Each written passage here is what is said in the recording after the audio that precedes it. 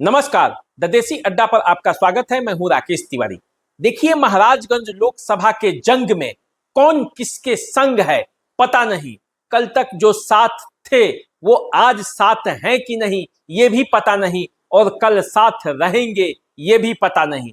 क्योंकि जिस तरह से महाराजगंज में कूल और फूल की लड़ाई का नारा दिया जा रहा था, और जिस तरह से विधान परिषद सदस्य सचितानंद राय कुल के साथ खड़े थे, यानी आकाश प्रसाद सिंह के साथ खड़े थे, वे आज पलट गए। सचितानंद राय अपने कार्यकर्ताओं के साथ बैठक कर ये तय किया है कि अब वे भाजपा में पुनः लौट जाएंगे। कहने का मतलब ये हुआ कि सचितानंद राय अब राजीव प्रताप रूढ़ी और जनार्दन सिंह सिग्रीवाल के साथ खड़े देखे जा सकते हैं।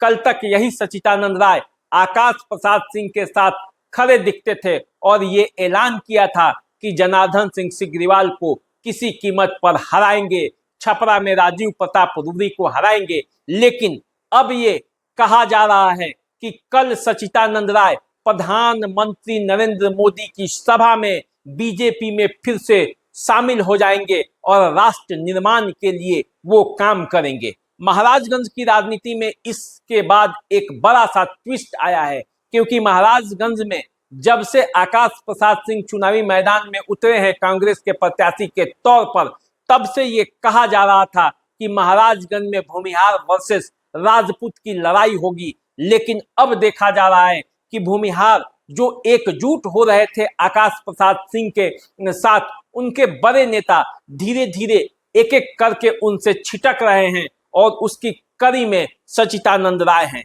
सचितानंद राय आज अपने बनियापुर स्थित आवास पर जलेश्वर एकेडमी के प्रांगण में अपने कार्यकर्ताओं के साथ बैठक किया और ये तय किया कि अब वे भाजपा के साथ चले जाएंगे।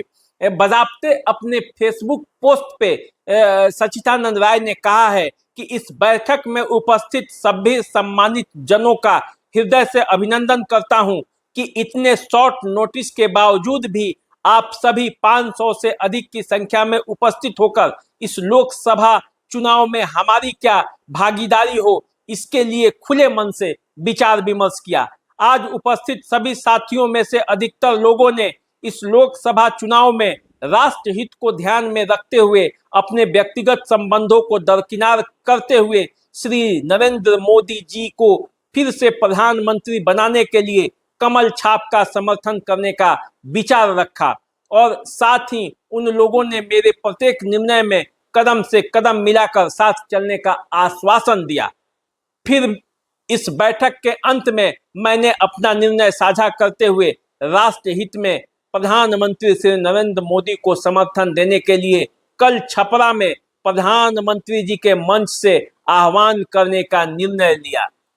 सबको धन्यवाद दिया सचितानंद राय ने, और ये कहा कि अब वे बीजेपी के साथ होंगे और जो चुनाव प्रचार है उसमें वे बीजेपी का साथ देंगे। तो अब इसका मामला यह है कि सालन और महाराजगंज की राजनीति अब फिर से बदलने लगी है।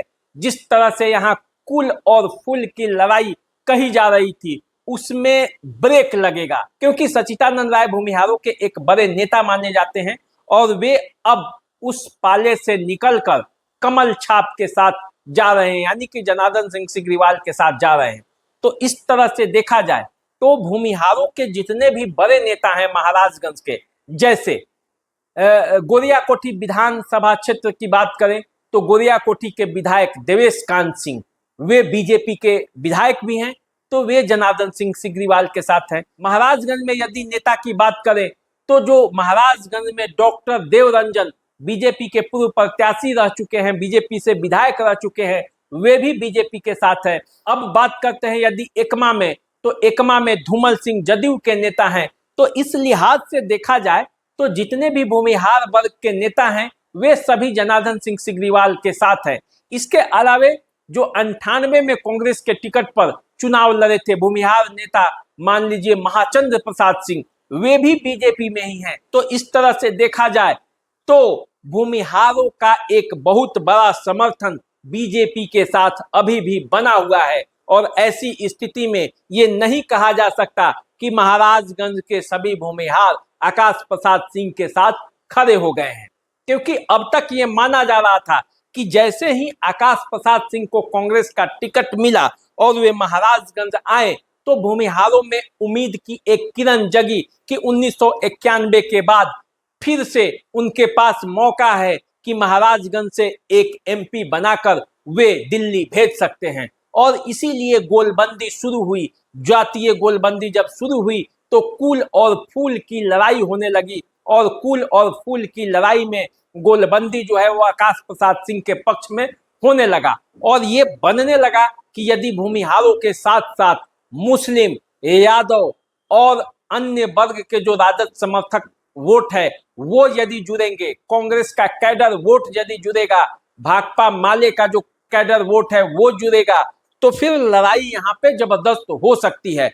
और पिछले कई चुनावों में जो 10 साल का जो भाजपा का जो एंटी इनकम्बेंसी है उसका जो फल होगा तो महाराजगंज की लड़ाई दिलचस्प बन जाएगी। लेकिन सच्चिदानंद राय के इस फैसले के बाद इस पर ग्रहण सा लगता दिख रहा है।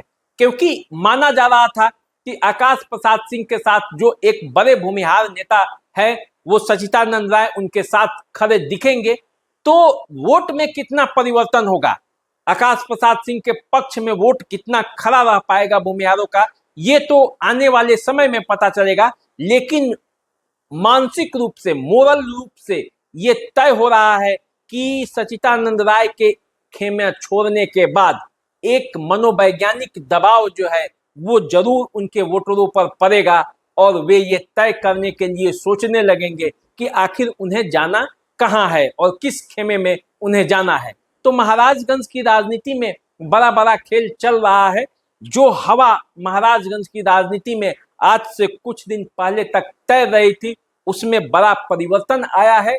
सच्चिदानंद राय के इस फैसले के बाद ये तय करना होगा, महाराजगंज के भूमिहारों को ये तय करना होगा कि आखिर अब उनके चुनाव की लड़ाई की जो रणनीति है वो कैसी होगी। क्योंकि हो सकता है कि आज सच्चिदानंद राय गए हैं, कल कोई छोटा बड़ा कार्यकर्ता भी उधर से जाते जाते और अंत में मामला पूरी तरह से स्वाहा हो जाए। तो इसलिए महाराजगंज की लड़ाई पर अभी सबको ध्यान देना होगा। आकाश प्रसाद सिंह को जो कि बाहरी हैं, अरवल से चुनाव महाराजगंज लड़ने आए हैं, उनको स्थानीय कार्यकर्ताओं को जोड़ना पड़ेगा, स्थानीय लोगों पर विश्वास करना पड़ेगा और उन्हें साथ जोड़कर लड़ाई लड़नी पड़ेगी, तभी जाकर कुछ हो सकता है। वरना महाराजगंज की राजनीति में जो होता है इतनी आसानी से वहां जीतना आसान नहीं होता। क्योंकि पिछले कई चुनावों का मेरा अनुभव ये बताता है कि महाराजगंज की लड़ाई कितनी टफ है। एनडीए के लिहाज से महाराजगंज की लड़ाई, महाराजगंज की जमीन आसान रहती है। यही जब दूसरे खेमे को चुनाव जीतना होता है तो उसे बड़ा जतन लगाना पड़ता है और यही जतन करना पड़ेगा आकाश प्रसाद सिंह को यदि अपनी संभावनाएं देखना है तो चलिए आगे क्या होता है। कल जब शामिल हो जाते हैं सच्चिदानंद राय बीजेपी के साथ और उसके बाद जब क्षेत्र में घूमते हैं उसके बाद परिस्थिति कैसी बनती है उसी पर महाराजगंज की लड़ाई टिकी हुई है। तो चलिए आप हमारे साथ जुड़े रहिए, हम आपको खबर देते रहेंगे, बताते रहेंगे कि महाराजगंज की लड़ाई किधर जा रही है। नमस्कार।